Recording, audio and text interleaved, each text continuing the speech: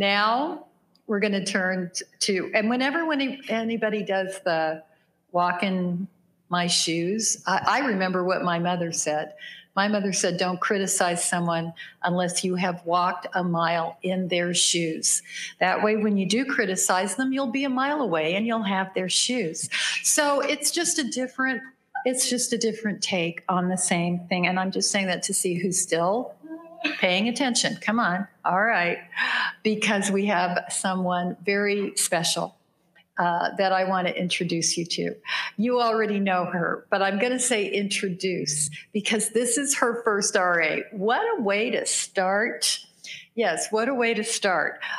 Because when we hired Kim Anderson as our new executive director, we knew that she was going to bring more than just a brilliant mind and strategic skills and an unflagging commitment to students and to our members. We knew that her heart was with us. But in hiring Kim, she was able to crack two glass ceilings at once at NEA. She is the first woman executive director we've ever had and the first person of color to serve in that position. It's not why we offered Kim the job. We hired her for her head, and we hired her for her heart. She loves us. She knows us, and she still loves us. She loves our mission. She has been a guardian of our core values in everything she's done in her life. This is her home. She's been a protector and a voice of the powerless. And she's challenged our organization to dig deep, to search our souls, no matter how difficult a moment we face or the unimaginable challenges before us. Kim is a proven leader, and she believes in us. NEA is in good hands, capable hands, as she continues to lead, this time in our fight for racial and social justice, for the schools all students deserve, and the lives our members deserve. Delegates, please help me welcome NEA's Executive Director, Kim Anderson.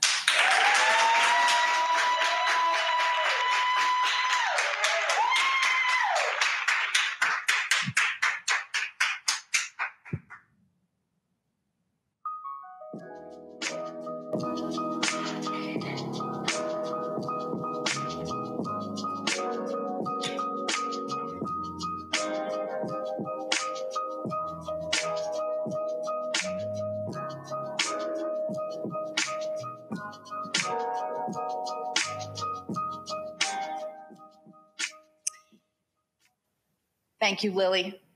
You are an incredible leader, from advocating for your students at Orchard Elementary, all the way to sitting in the Oval Office and demanding an end to the high-stakes standardized testing of No Child Left Behind. You have been a passionate and fearless leader your entire career, and it is an honor to work with you every day, and with Becky, and with Princess, and the Executive Committee, and the NEA Board of Directors.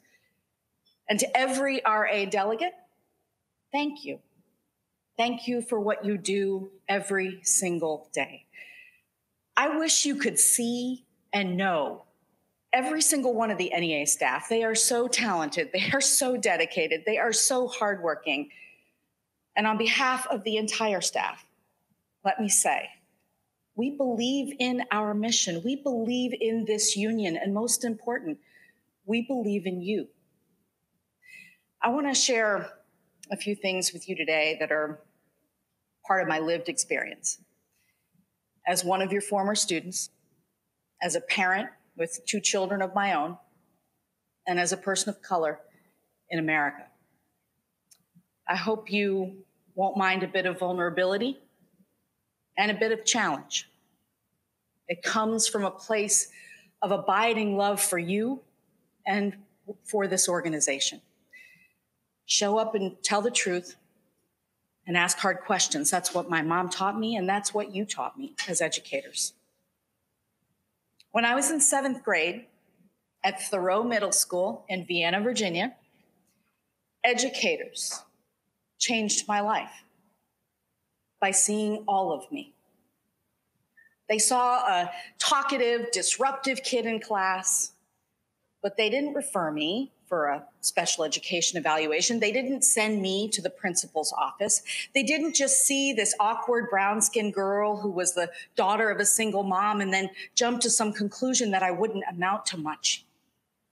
Instead, they figured out I wasn't bad. I was bored. So Mrs. Shea asked me to help a few other students in my class learn new material. And my guidance counselor, Mrs. Elliott, asked me how many AP classes I wanted to take in high school and how many colleges I would apply to. Not whether I was going, but how many applications I would fill out. So NEA members, every single time I think about you, I think about the fact that you changed the trajectory of my life, and you do that for millions more. You saw me and valued me as a whole person. Your belief in me awakened my belief in myself and helped me see my own potential. Now here's the hard part. Not all kids experience what I experienced in school. As human beings, we know that we all have implicit biases, and those biases sometimes mean that some students' stories are never fully seen or heard. In fact, my own daughters noticed that at a fairly early age in their own schools. That's why our work is so important. Our fight for racial and social justice, our advocacy, our professional development, our coalition building, it all matters. If we continue, if we scale this work, we could see the following dream become a reality across the country. Think of this, that our union's professional development and the online micro-credentials that we have ensure that every single NEA member is the best at their craft, so much so that potential members and administrators and lawmakers and parents say, hey, hire more NEA members because they're the best in the business. And that you say belonging to the union makes that possible. That every local affiliate bargains or advocates for the common good. When we partner with the community, with parents, and stand together as the agents of our community's hopes and dreams, we change the system for everyone. For students, for educators, for families, for communities. Think that we can organize and join and help lead this incredible movement we're in. That our Red for Ed moment and movement stands in solidarity with our brothers and sisters in other movements.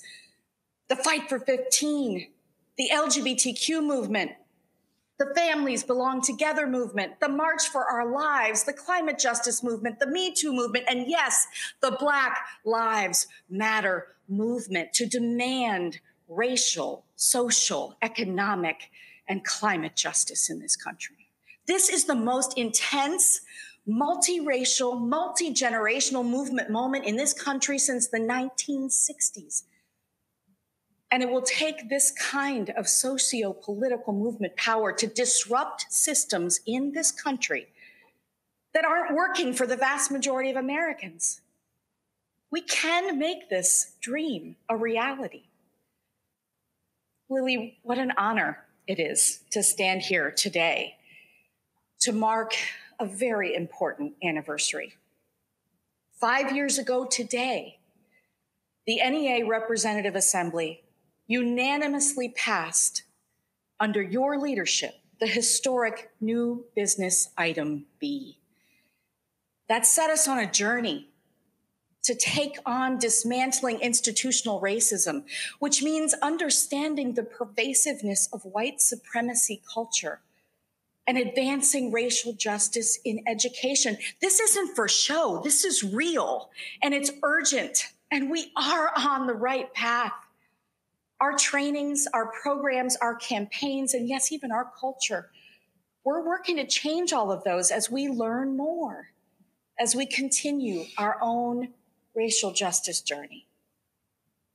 My dream as a parent, and as an American, is that one day we will wake up and be able to say that the first form of a just society that a child experiences is in her public school and that her educators made it so.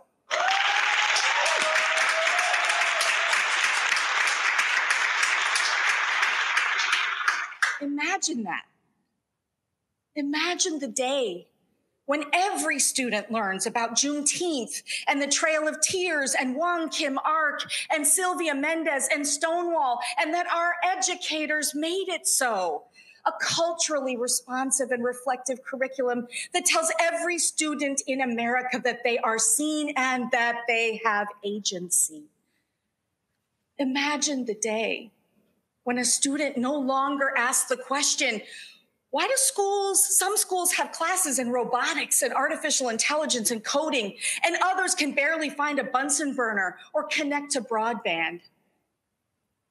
Imagine the day when there is no school to prison pipeline because we as a union ensure that every single member has the tools to challenge their own implicit biases, and that we insist that schools stop criminalizing Black and brown students.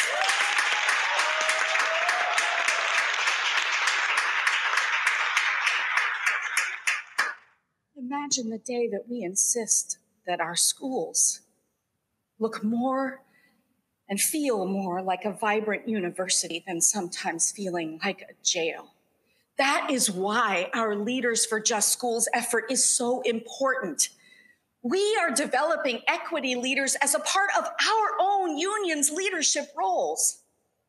Imagine the day when every single NEA member is an equity leader in America, from pre-K to graduate school and in our public spaces. Imagine the day when we march up to Capitol Hill and we demand an equity and excellence law that proclaims that the United States will finally ensure that every student in America truly has equal opportunity in public education, from Anchorage to the hollers in Kentucky. That once and for all, we declare that access to a world-class 21st century public education is a fundamental right. And that our education system prepares students not just for a job, but teaches them to pursue justice because it's what they experienced in their public schools.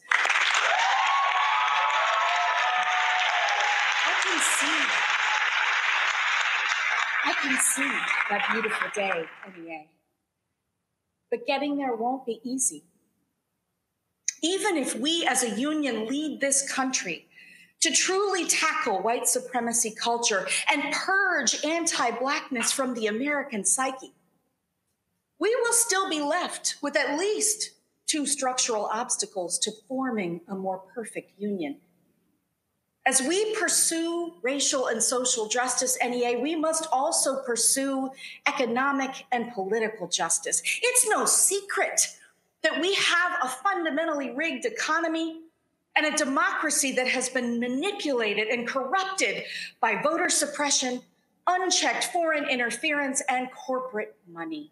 He who controls wealth policy and the electoral system that seats the policy makers gets to decide whether we as a country are ever going to achieve economic and political justice where every American has real opportunity and real voice. NEA, I grew up believing that if you work, you shouldn't be poor. It's one of the basic underpinnings of the American dream. One of our members teaches full-time in a public school, and she lists her condo on Airbnb. And when she has a tenant, she leaves her home and she drives to her school parking lot and sleeps in her car. The fact that some of our education support professionals and public service employees receive food stamps is an abomination. It's not unreasonable for us to want basic fairness. It is not unreasonable to be outraged that 60 of the largest Fortune 500 companies in America don't pay a single cent in federal income taxes.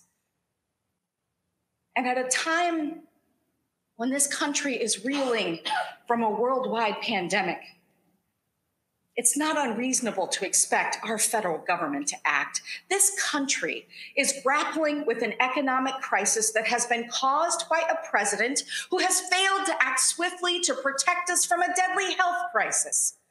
NEA, we need to shout at the top of our lungs to the United States Senate, to Mitch McConnell. Stop standing in the way of saving lives, of saving family businesses. Stop punishing public workers because state and local revenues have dried up due to the complete and utter lack of a national response from the president and all who stand with him.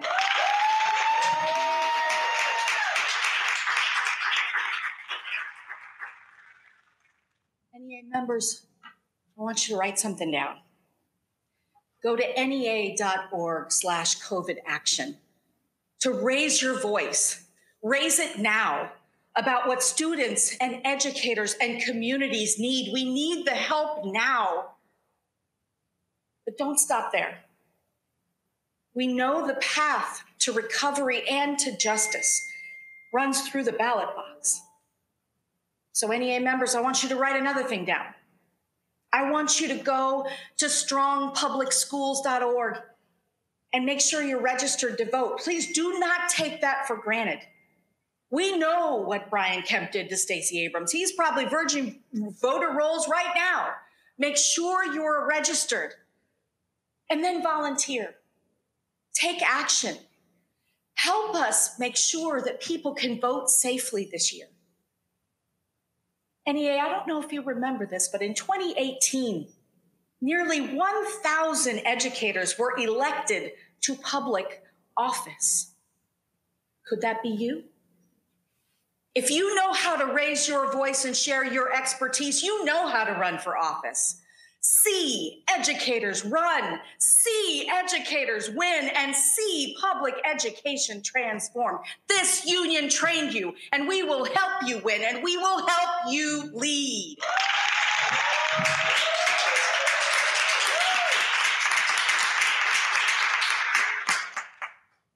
If we want a public education system that is worthy of our students, that is the engine of our economy and the model of a just society, we have to raise our voices, we have to vote, and we have to lead. NEA, the time is now. Speak out, march,